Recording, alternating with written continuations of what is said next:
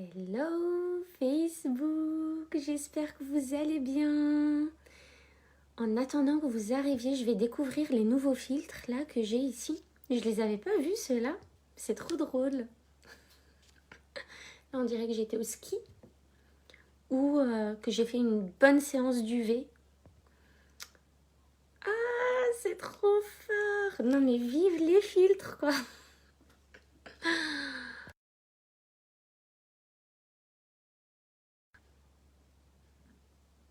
Ah, pas mal. Dites-moi quand vous êtes là, faites-moi un petit coucou quand vous arrivez. Mais c'est trop top, c'est trop marrant. C'est quoi ces trucs? Et mais c'est trop fort. Alors, je découvre en attendant, je connaissais pas du tout. Ah, ça c'est pas mal aussi, tiens. Ah, mais c'est génial, mais n'importe quoi. Mais alors, ça change pas trop, ça va, normal.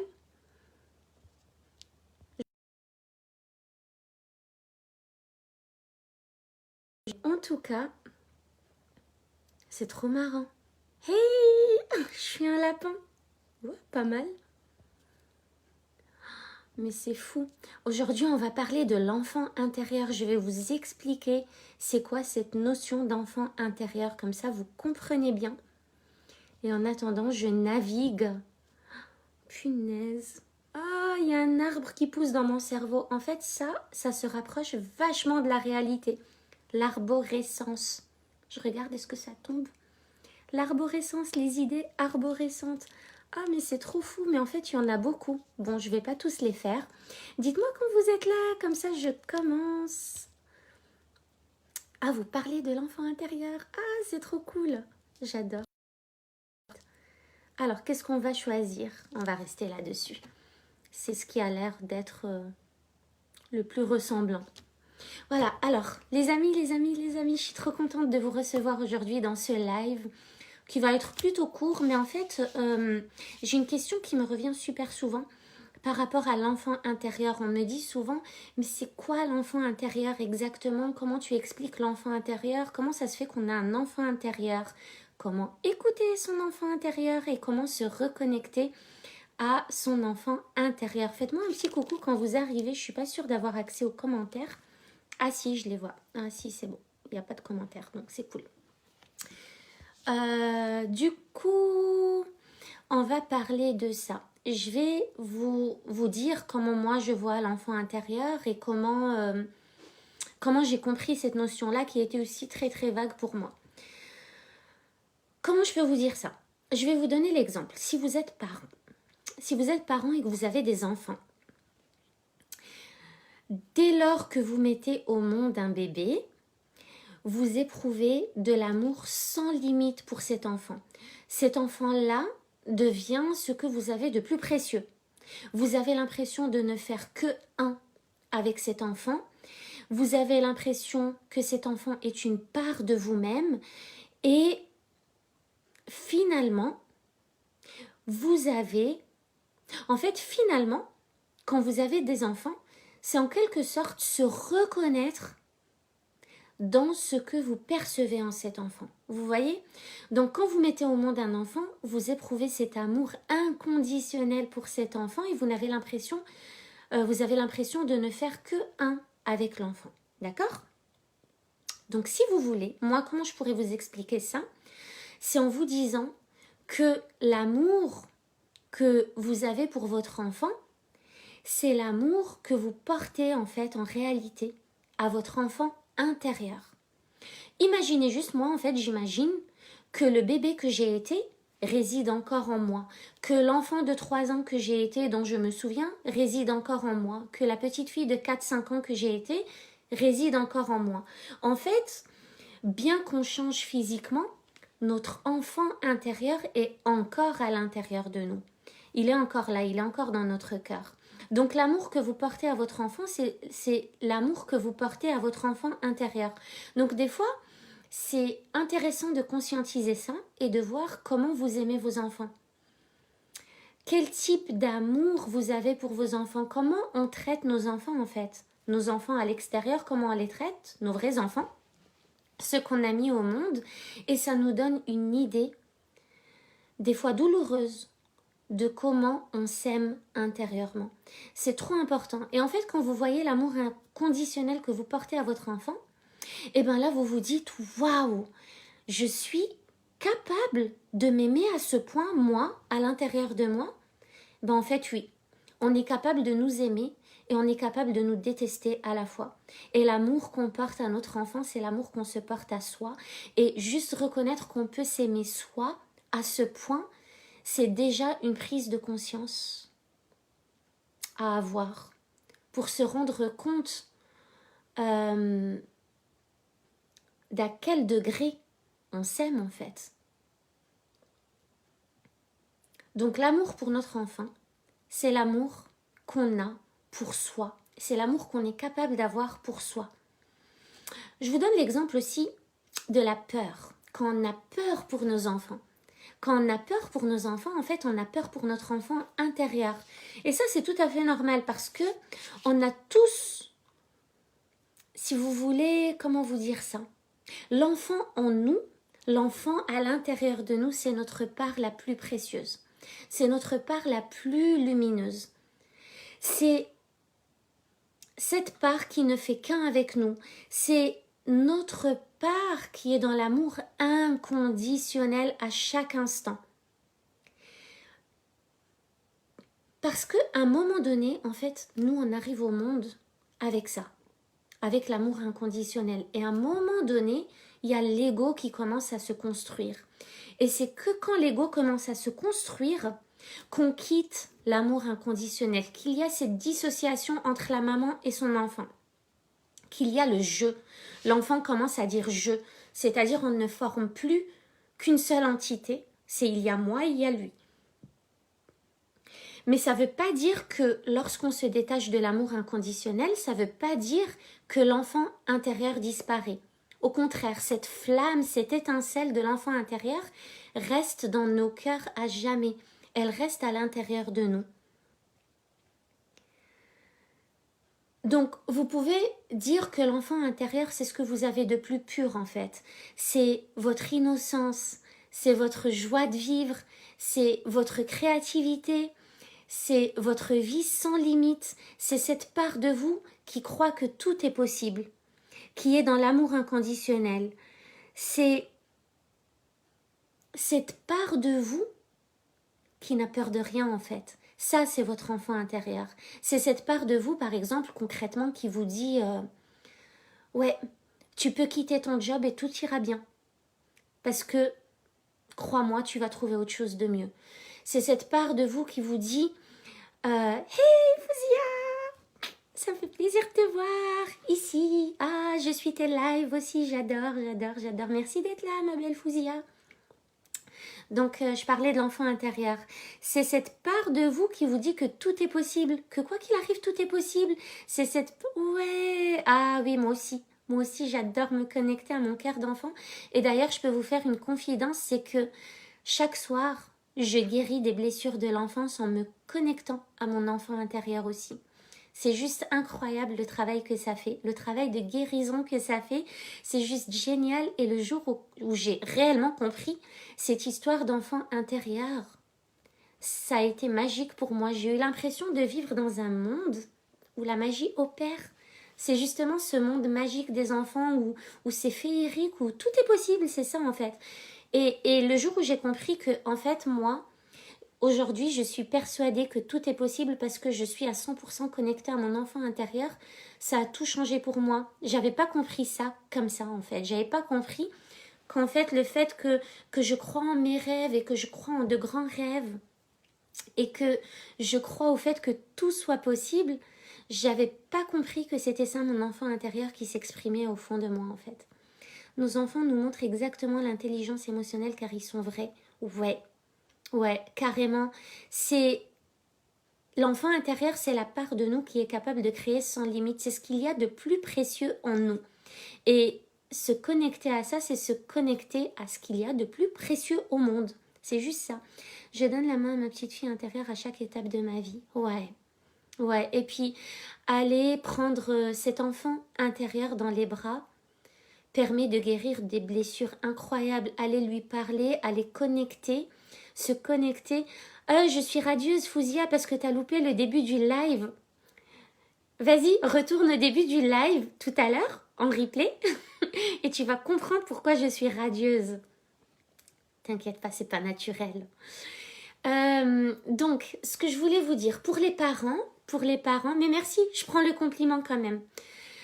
Pour les parents, l'enfant qu'on met au monde, en fait, porte les parts de notre enfant intérieur à nous et les parts de l'enfant intérieur de notre conjoint. C'est un combo entre notre enfant intérieur à nous et l'enfant intérieur de notre conjoint. En fait, il porte, ce qui est encore plus magique, c'est que nos enfants portent les parts qui sont capables de guérir là où nous, on n'a pas pu guérir. C'est ça qui est extraordinaire. C'est-à-dire que chaque colère qu'on ressent, c'est notre enfant intérieur qui est blessé. Chaque tristesse qu'on ressent, c'est notre enfant intérieur qui est blessé. C'est l'enfant intérieur qui est en train de souffrir. C'est l'enfant à l'intérieur qui souffre. C'est pas nous vraiment à l'extérieur. Et tout ce qu'on va guérir dans notre vie, ça va être un fardeau en moins à guérir pour nos enfants. Et ça, moi, ça m'a clairement réveillée. Quand je me suis dit, punaise, le travail que je fais en coaching, le travail que je fais en développement personnel, toutes ces blessures que je suis constamment en train de guérir, ça va être des poids en moins pour mes enfants. Ça va être des gros fardeaux en moins pour mes enfants. Et ça, si vous ne prenez pas conscience de ces choses-là, vous passez à côté de votre vie et de celle de vos enfants. Et ça, moi, je trouve ça dommage. C'est vraiment ce qui m'a réveillée, c'est de comprendre que tout ce que je vais guérir dans ma vie, je le guéris pour mes enfants. Parce que si on reprend la notion d'héritage, les parents nous lèguent, quand ils ne font plus partie de cette vie, ils vont nous léguer des biens. Mais ils nous lèguent aussi des dettes. S'ils ont des dettes, des trucs qu'ils n'ont pas payés, c'est à nous, les enfants, de prendre soin de ça et de prendre ça en charge et d'être responsable de payer les dettes de nos parents. Pour l'enfant, c'est pareil. L'enfant doit régler les dettes que nous, parents, n'avons pas réglées, c'est-à-dire les dettes de notre vie, c'est-à-dire les croyances, les blessures transgénérationnelles, c'est tous ces schémas répétitifs, c'est toutes ces dégueulasseries que nous, on s'est trimballées et qui se sont répétées. Ça peut être même des maladies qu'on pense génétiques. C'est toutes les blessures émotionnelles, les douleurs liées à ces blessures émotionnelles. C'est tout ça, c'est tous ces bagages transmis de génération en génération d'avant, transmis par les générations d'avant, que nos enfants doivent régler, alors que ça ne leur appartient pas. Et l'enfant intérieur, c'est aussi ça. C'est aussi ça. Tant qu'il est blessé, on continue à transposer ça sur nos enfants extérieurs et ils doivent se trimballer ça jusqu'au moment où eux font le travail sur eux-mêmes, en souhaitant qu'ils fassent ce travail sur eux-mêmes, vraiment. Ça, c'est tout ce qu'on peut leur léguer de mieux, c'est ce travail d'ailleurs, pour guérir tout ça. C'est toutes les dégueulasseries héritées par nos enfants. Donc, l'enfant est le plus à même à guérir ce que les parents n'ont pas su guérir, mais encore faut-il le faire. Et ça, on ne le sait pas. On ne sait pas est-ce que l'enfant va le faire. Nous, on est les enfants de quelqu'un. On a cette chance, à notre âge, là, aujourd'hui, de nous réveiller et d'éveiller nos consciences et d'éveiller les consciences des autres pour qu'on puisse faire ce travail ensemble et casser les maillons de cette chaîne de croyances et de blessures transgénérationnelles. Mais il faut déjà en prendre conscience et avoir conscience de ça. Et moi, je trouve que vraiment, j'ai l'impression que depuis que je suis dans le développement personnel, j'ai l'impression que je suis dans un monde parallèle, dans une matrice parallèle, un truc de dingue en fait. J'ai vraiment l'impression de flotter là, de m'observer, d'observer un peu plus ce qui se passe autour de moi, d'avoir plus de prise de conscience tous les jours, de regarder, voir mes enfants, comprendre des choses, comprendre des comportements et comprendre là où ça fait mal et qu'il faut aller creuser exactement là où ça fait mal pour guérir nos enfants et les libérer de ces blessures transgénérationnelles. Hey Latifa, yeah, je suis trop contente.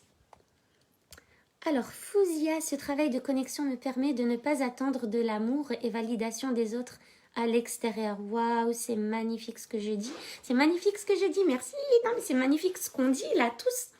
Dans ce travail, j'adore, mais c'est un truc de fou. Ce qu'on est en train de vivre, c'est un truc de fou. C'est juste... Latifa, qu'est-ce qui saute? C'est quoi qui saute? J'espère que c'est pas l'image ou l'audio ou la visio. Ou, le travail de connexion permet de ne pas attendre. Ouais. En fait, quand... Ouais, mais c'est ça. Mais toi, tu sais, t'es dans le domaine aussi. Donc, tu connais tout ça. C'est... Le fait de se reconnecter à cet enfant intérieur. Moi, je vais vous dire en toute transparence, ce que j'ai guéri pendant ces vacances scolaires, c'est le travail d'une vie, je crois. C'est 10 ans de blessures, au moins 10 ans de blessures. J'ai porté une souffrance de l'enfance. Moi, je porte la blessure de la trahison. Donc, pour celles qui me suivent, maintenant, je pense que vous le savez. Yeah, Marseille, je viendrai te rendre visite un jour. Je suis trop contente. Au soleil, surtout déjà ça, le soleil. Et puis vous, avec votre accent là, qui respire le soleil, le bonheur. J'adore. L'enfant intérieur, moi je porte la blessure de la trahison. Et quand vous portez la blessure de la trahison, comme toute autre blessure, vous allez trahir de peur d'être trahi. Si vous portez la blessure du rejet, vous allez rejeter de peur d'être rejeté. La blessure de l'abandon, vous allez abandonner de peur d'être abandonné. Mais tout ça, c'est inconscient. Et évidemment, je porte une blessure de la trahison horrible qui m'a poussée à trahir pour... Je ne sais même pas pourquoi j'ai trahi cette personne. J'avais 4 ans ou 5 ans et j'ai trahi une petite enfant de mon âge. Elle m'a fait confiance et j'ai trahi sa confiance. Et j'ai porté cette blessure très très longtemps jusqu'à ces vacances-là de février où j'ai décidé de dire stop à ça. Mais au lieu de m'auto-saboter et au lieu de me juger et de me taper sur les doigts et tout, et vraiment c'est une blessure qui me fait pleurer. Hein. C'est pas... c'est que 33 ans plus tard, c'est une blessure qui me fait très très mal. Et du coup... j'ai porté cette blessure et là j'ai décidé de dire stop et je suis allée la guérir et je suis allée me connecter à mon enfant intérieur, cet enfant de 4 ans qui a fait n'importe quoi là, qui a trahi cet autre enfant et je sais même pas pourquoi j'ai fait ça. Mais aujourd'hui je pourrais sortir ça du limbique et ramener ça au cortex et raisonner le truc. Je sais que maintenant j'ai porté la blessure de la trahison et du coup j'ai trahi cet enfant pour lui dire non, il faut jamais faire confiance, le monde est traître, tout le monde va te trahir, regarde, tu m'as fait confiance, je vais te montrer qu'il faut pas faire confiance, donc bam, je te trahis. Aujourd'hui maintenant j'ai conscience de ça, je sais pourquoi j'ai fait ça, mais sur le coup j'ai fait ça et je m'en suis voulu alors que j'avais 4 ans et je porte la culpabilité de mon action depuis tout ce temps. Et là, je me suis reconnectée à mon enfant intérieur. Je lui ai pardonné et j'ai envoyé cet enfant intérieur. Ça peut paraître fou pour les personnes qui ne sont pas dans le développement personnel. Ils vont se dire, mais elle est starbée, elle, mais n'importe quoi, qu'est-ce qu'elle nous fait? Mais j'ai envoyé mon enfant intérieur s'excuser auprès de cette petite fille, l'embrasser, lui dire pardon, la serrer dans ses bras, lui dire qu'elle ne comprend pas pourquoi elle a fait ça, mais qu'aujourd'hui, elle peut mettre des mots sur ces mots, M-A-U-X, et voilà, et les larmes ont coulé. Et je vous avoue que c'était un travail très très douloureux pour moi, mais qui a été salvateur, libérateur. Et aujourd'hui, je vois mes enfants d'une autre façon, forcément. Je vois plus la trahison, je vois pas la blessure intentionnelle. J'ai pas l'impression qu'à chacune de leurs actions, ils vont trahir quelqu'un ou ils vont trahir la confiance de quelqu'un. C'est fini. Du coup, je pense que j'ai cassé un maillon d'une sacrée chaîne bien douloureuse, transgénérationnelle. Et à chaque fois qu'on fait ça, on casse un maillon et on aide nos enfants, on libère nos enfants. Alors attendez, je regarde vos commentaires. Et quand tes enfants sont grands? Oui, Latifa, je sais pas, c'est quoi ta question? Quand tes enfants sont grands, c'est pareil.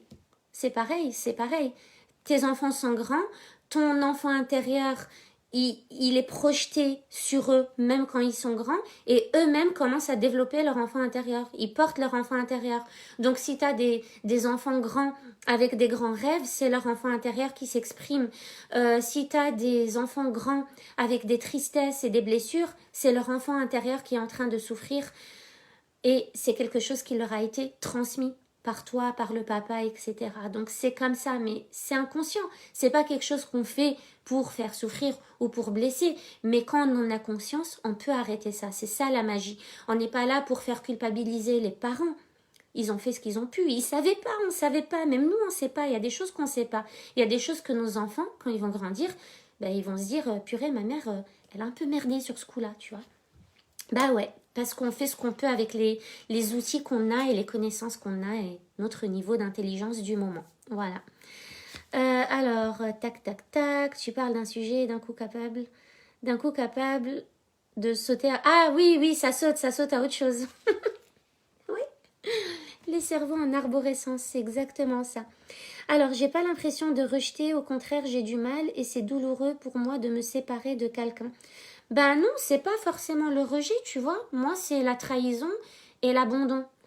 En fait, on porte toutes les blessures.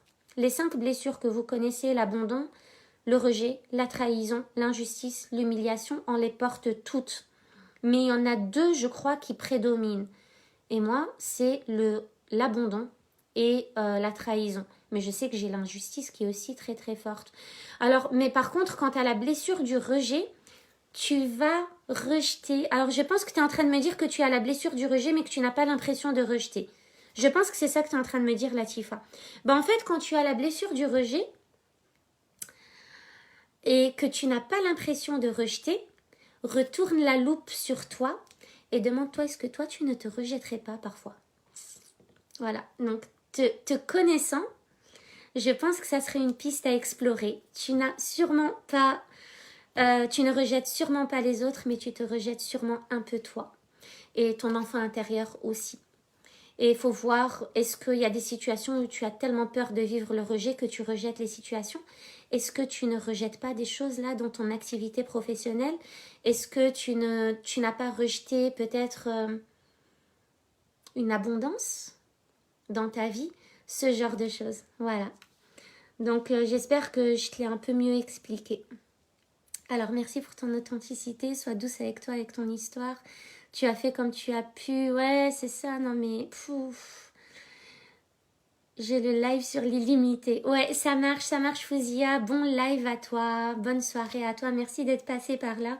Oui, l'enfant intérieur, il faut lui pardonner, il faut le serrer dans ses bras, il faut le chouchouter, il faut le câliner. En fait, j'ai envie de finir en vous disant de vous connecter à votre enfant intérieur et d'aller lui dire toutes les choses que vous aurez aimé entendre quand vous étiez enfant, d'aller lui faire toutes les choses que vous auriez aimé qu'on vous fasse quand vous étiez enfant, plutôt que de dire ah moi j'ai manqué de ça et puis j'ai manqué de ça et puis j'ai manqué de ça.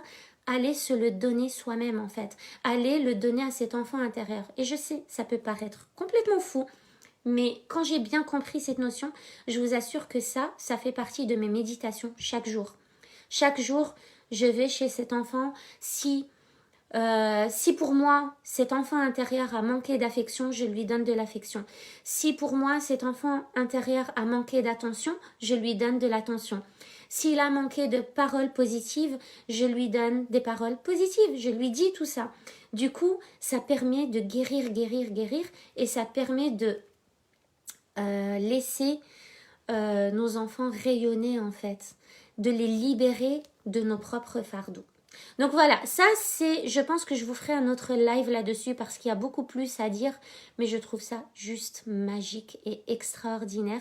À chaque fois que vous avez envie de vraiment faire quelque chose avec grand désir, c'est votre enfant intérieur qui s'exprime en vous. À chaque fois que vous avez des rêves qui vous paraissent sur le coup inatteignables, mais c'est vraiment au plus profond de vous et vous avez envie de faire ça et vous avez envie de réaliser ces rêves, c'est votre enfant intérieur qui s'exprime. À chaque fois que vous mettez vos talents au service des autres, c'est votre enfant intérieur qui s'exprime. L'enfant intérieur, j'ai presque envie de vous dire que c'est votre âme.